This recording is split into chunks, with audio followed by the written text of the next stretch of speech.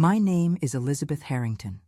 At 77, I've built an empire few can imagine, an extensive portfolio worth over $4 billion, magnificent estates gracing both coasts, and a legacy I once thought would be cherished by my family. But everything changed at the Palm Beach engagement ball. That night, my daughter Madeline turned my world upside down with a sharp declaration that pierced the elegant festivities. "The family already decided without you." The chandelier overhead sparkled like 1,000 stars, casting golden light onto a ballroom adorned with elegance and grandeur. Champagne flowed like water, filling tall flutes as laughter and discussions among the elite swirled around me like a warm, inviting breeze. Yet, as those words hung in the air, my heart plummeted into an abyss of confusion and sorrow. The scent of expensive perfumes, intoxicating yet suffocating, filled my nostrils as whispers of the elite danced mockingly around us. Surrounded by the who's who in tailored suits and designer gowns, I felt achingly alone amid the pomp and celebration. I come from a long lineage of powerful financiers. The Harrington name has always signified unyielding strength in decision-making, strategic acumen, and fearless investment. My father wielded immense influence at Harrington Holdings, where deals were struck in smoke-filled rooms lit by the flicker of ambition and desire. He left behind a legacy that I not only inherited in wealth, but also in tenacity and insatiable ambition.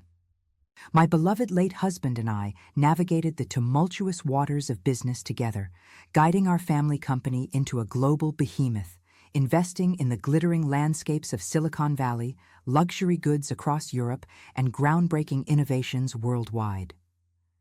I believed I had instilled similar values in my daughter, Madeline, whose potential sparkled brighter than the jewels adorning the necks of the women around me.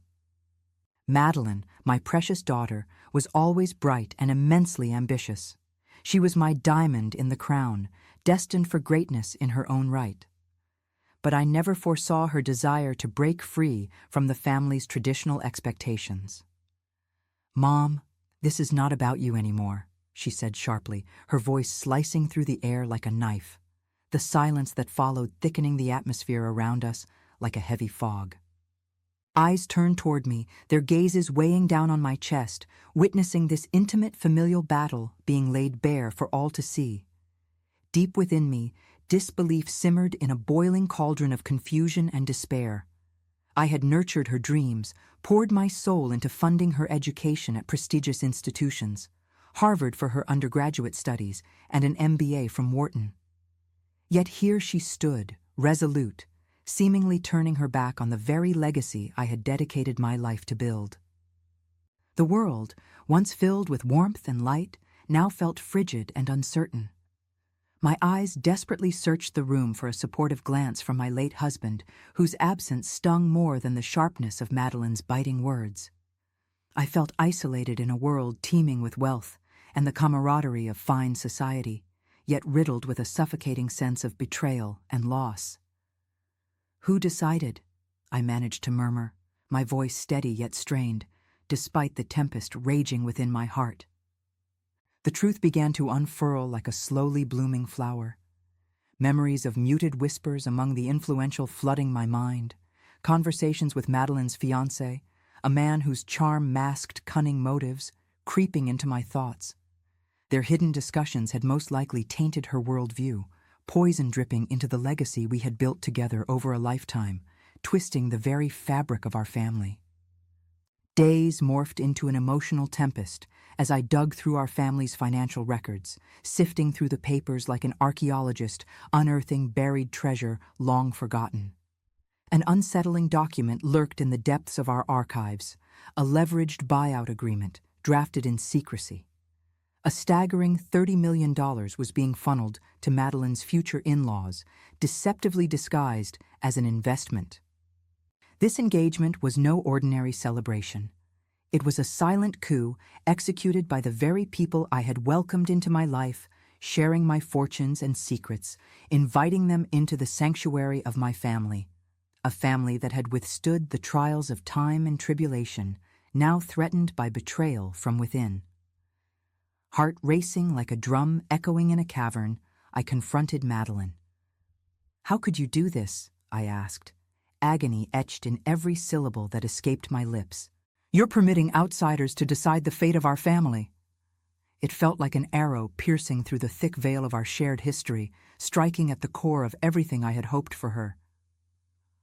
"Mom," she responded, cold and dismissive, "you're living in the past. This is my future now." The emotional toll bore down on me like an iron weight crushing my spirit. The engagement ball, which had once shimmered with the promise of joy, now felt more like a funeral devoid of life and happiness, an elaborate tomb where dreams were buried under the stone of indifference. But deep within, I resolved to flip this narrative. A burning fire ignited in my chest as I visualized an extravagant gathering at my breathtaking Aspen estate, a gathering that would include key players in the financial world alongside family members, showcasing my strength.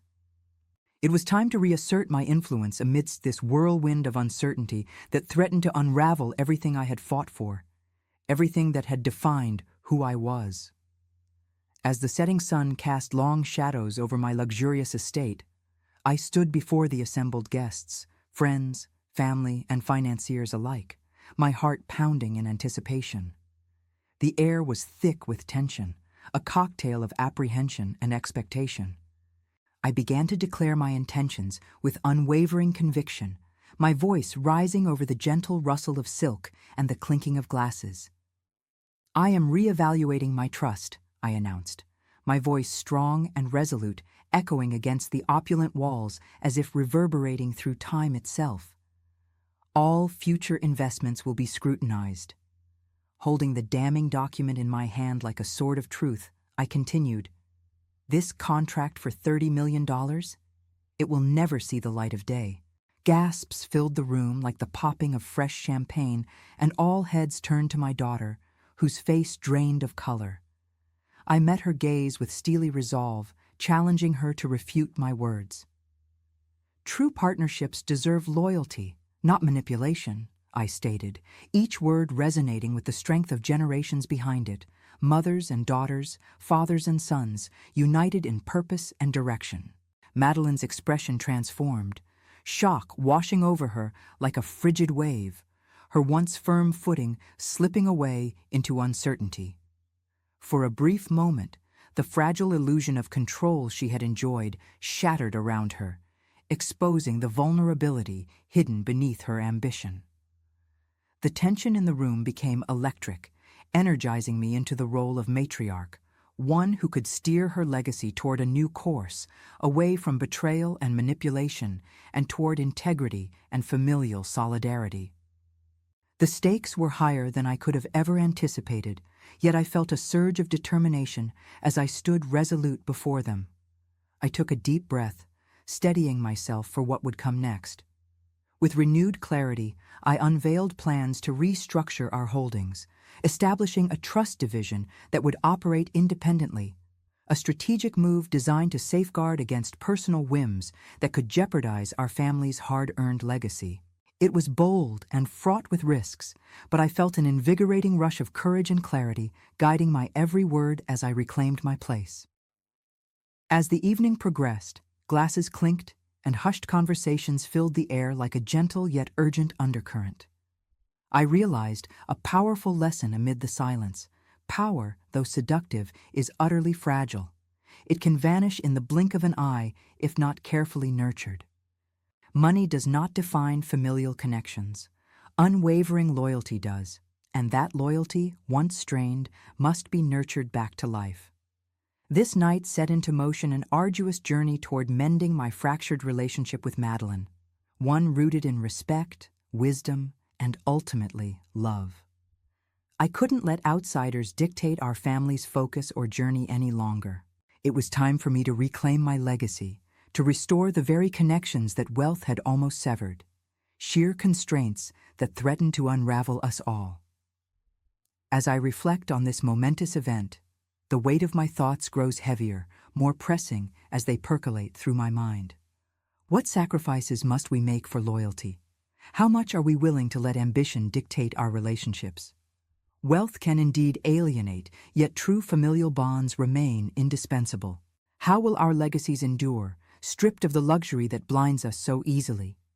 These questions ignite relentless curiosity in my heart.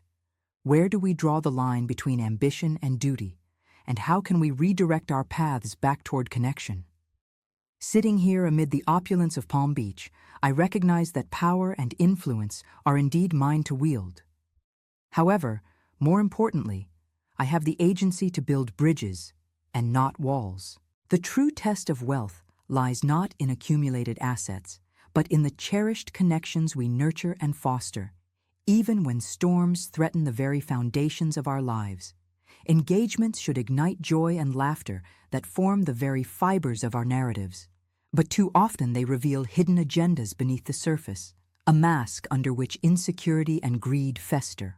My aspiration is to transform this narrative not for my sake, but to ensure a brighter future for all generations yet to come, those who will look upon the fabric of our family and find more than just monetary wealth. They will find unity, loyalty, and resilience. As my empire continues to flourish beyond my wildest dreams, I ask myself, what legacy do I wish to echo in our future? How do we ensure that our treasures do not become the chains that bind us to the past? More than anything else, what legacy will resonate? A legacy rich in love and commitment, untainted by betrayal. Now I invite you, dear listener, to reflect on this journey. How have you navigated the treacherous waters of family and fortune? What wisdom can we share that will elevate, rather than diminish, the bonds we hold dear? It is vital to remember that while we build our lives around our aspirations, we must also surround ourselves with those who genuinely nurture our spirits and lift us in our times of need. We are all storytellers, shaping our own narratives, distinct yet intertwined in this vast tapestry of existence. Each chapter of our lives contributes to the grand saga of love, ambition, loss, and triumph that constitutes our shared human experience. Let's endeavor to write ours with deliberate ink, marking experiences that define us, nurturing the bonds that ultimately matter above all.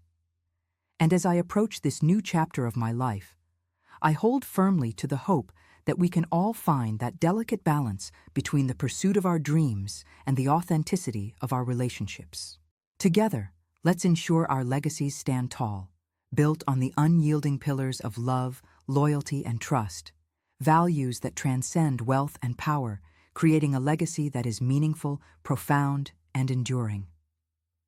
In the grand scheme, I strive not just to be remembered for my financial achievements, but also for the love, resilience, and unity that underscored my journey. As I sit here, surrounded by the remnants of an extravagant world, I recognize that it is within my power to redefine prosperity, not solely through the numbers on a balance sheet, but through the enduring bonds with my family that will carry us forward into a brighter, more cohesive future. A future where charm and cunning will not dictate the narrative, but where loyalty, trust, and love will reign supreme, shaping the course of our family for generations to come.